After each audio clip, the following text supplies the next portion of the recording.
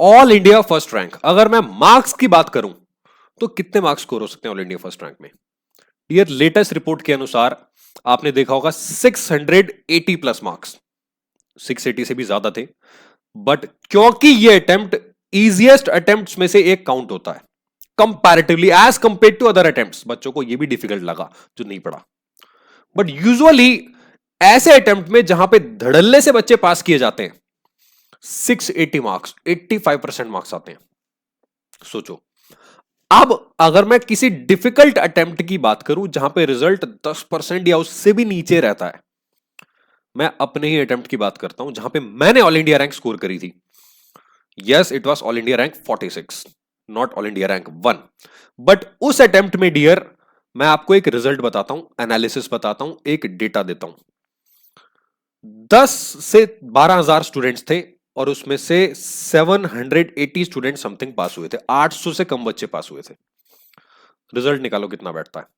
Less than 10%, 10% से भी कम, 8% result. उन 800 बच्चों में से टॉप 50 स्टूडेंट्स के अंदर रहना एक अचीवमेंट ही होती है। यस, मैं इसको बहुत बड़ी अचीवमेंट नहीं बोलूंगा, बट स्टिल अचीवमेंट तो है, क्योंकि आप उन टॉप 800 बच्चों में नहीं हो, आप उन 10,000 बच्चों में से ऑलमोस्ट 9,200 बच्चों को पछाड़ के आगे आए हो। पास तो हुए हो ना। अब यहां पे एक सवाल उठता है कि अगर हमें भी all India first rank score करनी है तो ऐसा ये AIR 1 वाले बच्चे क्या करते हैं? ये कौन सी चक्की का आटा खाते हैं, ये कौन सा लड्डू ऐसा खाते हैं, कौन सा गुलाब जामुन खाते हैं कि इनकी ऑल इंडिया रैंक 1 आ जाती है? मैं आपको आज इसका ट्रूथ, एक सच्चाई बताने आया हूं। और पता है, जो सच्चाई होती है, जो ट्रूथ होता है, बहुत सिंपल होता है। हां, सिंपल चीजें डिफिकल्ट होती हैं। ट्रूथ इज वेरी सिंपल यार। झूठ हमेशा कॉम्प्लिकेटेड होते हैं, और कॉम्प्लिकेशंस के साथ आप अपनी लाइफ में भी जी रहे हो। मैं आपको बताता हूं आपके लाइफ की कॉम्प्लिकेशंस क्या हो सकती हैं, उसके बाद मैं आपको एक 3 स्टेप फॉर्मूला दूंगा। मजे की बात तो यह है, ये 3 स्टेप सुनने के बाद आप बोलोगे इसमें नया क्या है, तो मैं वही बोल रहा हूं, इसमें नया कुछ नहीं है। बस वो जो मैं स्टेप्स आपको बोलूंगा ना, एटलीस्ट आपके ब्रेन में एक इन्फ्यूजन, वो टर्म याद नहीं आ रही मेरे को, एक स्पार्क पैदा कर देंगे कि अगर ये इतना सिंपल है तो मैंने अभी तक ये क्यों नहीं किया।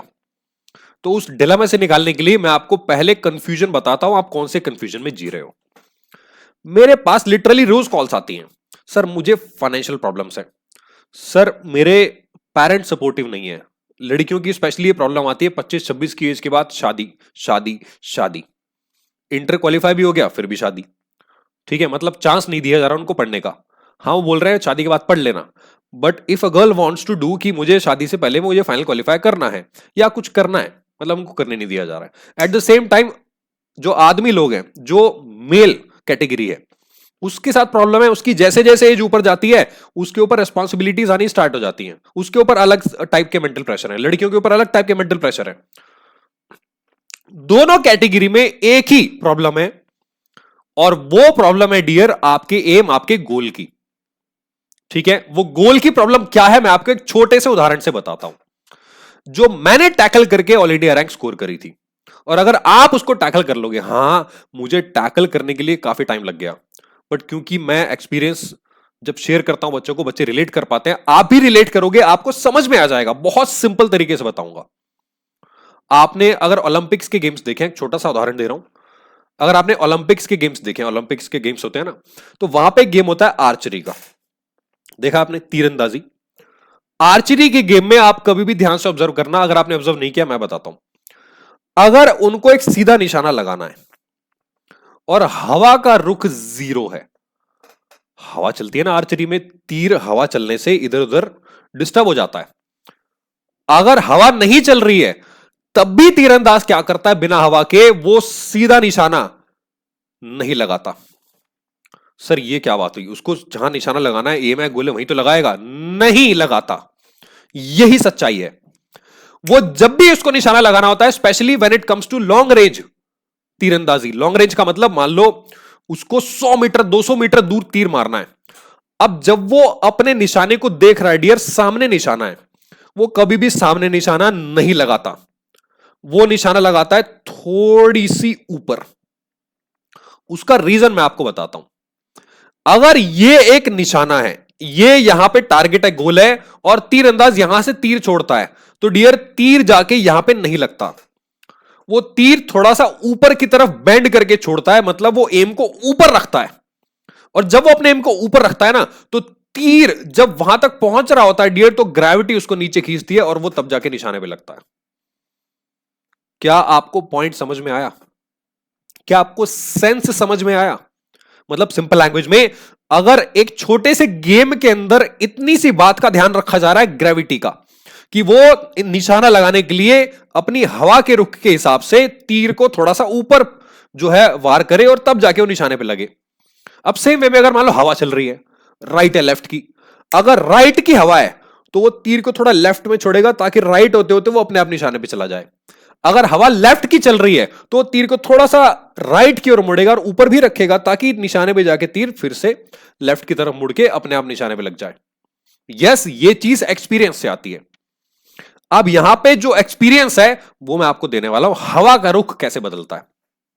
ठीक है, हवा के रुख को कैसे आपको टारगेट की तरफ मोड़ना है। डियर, जब आप सीएमए का एग्जाम दे रहे हो, आप पास होने के लिए एग्जाम पढ़ रहे हो ना, पास होने के लिए पढ़ रहे हो, यस राइट, तभी तो आप पास नहीं हो पा रहे हो। That is the point. 80% 90% बच्चे क्यों फेल हो रहे हैं? क्योंकि वो पास होने के लिए पढ़ रहे हैं। उनका एम अपने एफर्ट्स पे है ही नहीं, उनका जो गोल है वो 50 चीजों पे है। मेरे साथ एक्सटर्नल चीजें क्या क्या घट रही हैं, सिंपल सा एम बता रहा हूं, अगर आप इस एम को टारगेट कर लोगे, ऑल इंडिया फर्स्ट रैंक छोड़ो, आप इम्पॉसिबल जो मार्क्स सीएमए के अंदर आज तक हुए हैं ना, वो भी स्कोर कर सकते हो। मैं इम्पॉसिबल मार्क्स की बात कर रहा हूं, मैं किसी एक सब्जेक्ट में 100 आउट ऑफ 100 की बात कर रहा हूं, जो कि नेक्स्ट टू इम्पॉसिबल है सीएमए एग्जाम के अंदर। पॉसिबल है अगर ये स्टेप्स आप फॉलो कर लोगे तो, एम कर लोगे तो। एम क्या है? बहुत simple, 3 steps. Complete study material.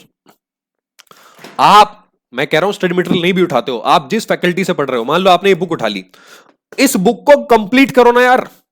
मेरे पास 3 दिन से एक लड़की के डाउट आ रहे हैं, एक बच्ची है, स्टूडेंट है, मेरा दिल इतना खुश होता है, डेली डाउट्स भेजती है, सर ये वाले क्वेश्चन का आंसर ये मैच नहीं हो रहा, सर ये वाला आंसर ठीक है क्या, सर ये, भले ही मैं सारी चीजों की प्रॉब्लम सॉल्व नहीं कर सकता, मैक्सिमम प्रॉब्लम मैं सॉल्व कर देता हूं, बट आप बात को समझो, शी इज, मतलब उसका एम क्या है? स्टडी मटेरियल को कंप्लीट करना जो उसको दिया गया है। बहुत सारे बच्चे, आप में से भी हो सकता है, आप भी हो, जो जिनको अटेम्प्ट्स लग चुके हैं, आपने कभी भी स्टडी मटेरियल कंप्लीट ना किया हो। Complete study material, simple strategy. Step 1, step 2, MCQ practice. Dear, आपके मॉड्यूल में भी एमसीक्यूज हैं, एमसीक्यू बैंक भी आपके पास है, मॉडल क्वेश्चन पेपर भी आपके पास है, प्रैक्टिस टेस्ट पेपर भी इंस्टीट्यूट ने दे दिया, आरटीपीस भी अवेलेबल है। एमसीक्यू एमसीक्यू एमसीक्यू एमसीक्यू, पिछली बार भी एमसीक्यू कराए थे मैंने यूट्यूब पे लाइव। बहुत सारे बच्चों ने बोला सर लिटरली 10 से ज्यादा एमसीक्यूज एग्जाम में फंसे हैं, 15 में से 20 नंबर आपकी वजह से हैं और हम आपके एग्जाम में पास हो गए, 50+ नंबर फाइनेंशियल अकाउंटिंग में इजीली, बहुत आसान। Study material, MCQ. Step number 3, simple strategy, suggested answers. आपके पिछले साल के पेपर्स, अरे वही तो आपका ब्लूप्रिंट है। मैं डायलॉग बोल बोल के थक गया। MCQ is your meditation, suggested answers are the blueprint to your success. Study material, MCQ, suggested answer. वो मूवी आई थी अभी एक, धुरंधर रिवेंज आई है अभी, मतलब चल रही है, उसमें एक डायलॉग है ना, हौसला ईंधन बदला। हौसला क्या है? Study material. ईंधन क्या है? आपको और आग कौन देगा? एमसीक्यूज। कंप्लीट करने के बाद की बात कर रहा हूं, पहले स्टडी मटेरियल, उसके बाद एमसीक्यू चुने, पहले स्टडी मटेरियल, एमसीक्यू बदला। आप जब सजेस्टेड आंसर कंप्लीट कर लोगे ना, श्योर शॉट कर दोगे, आप फेल हो ही नहीं सकते। तो आप अपने फेलियर से बदला ले लोगे पास होके, रैंक स्कोर करके। ये 3 चीजें कंप्लीट कर लो डियर, बहुत सिंपल है। हां, आसान नहीं है, सिंपल है। अगर आपका फोकस बस 3 को कंप्लीट करने में रहेगा ना, all India first rank possible है, प्रैक्टिकली पॉसिबल है। और इस बात को आप भी जानते हो, नीचे कमेंट करके बताना, और नीचे एक छोटा सा कमेंट कर दो, इट इज पॉसिबल। AIR1 के आगे अपना नाम लिख दो। यस, आप में से एक ही स्टूडेंट उसको स्कोर कर पाएगा। यस, आप में से कुछ ही स्टूडेंट ऑल इंडिया 10 रैंक के अंदर आएंगे। यस, आप में से कुछ ही 40-50 बच्चे 50 रैंक्स के अंदर आएंगे। बट एक एम तो बनाओ ऊपर वार करने का थोड़ा सा। 3 step, study material, MCQs, suggested answers. And आप ऑल इंडिया फर्स्ट रैंक ला सकते हैं। यही मेरा इस वीडियो का पॉइंट था। आपको वीडियो पसंद आया, नीचे वो वाला कमेंट जरूर करना, it is possible, all India rank. मिलता हूं आपसे डियर अगले वीडियो में, तब तक के लिए take care and bye bye. And हौसला रखना, सीएमए सारथी आपके साथ है।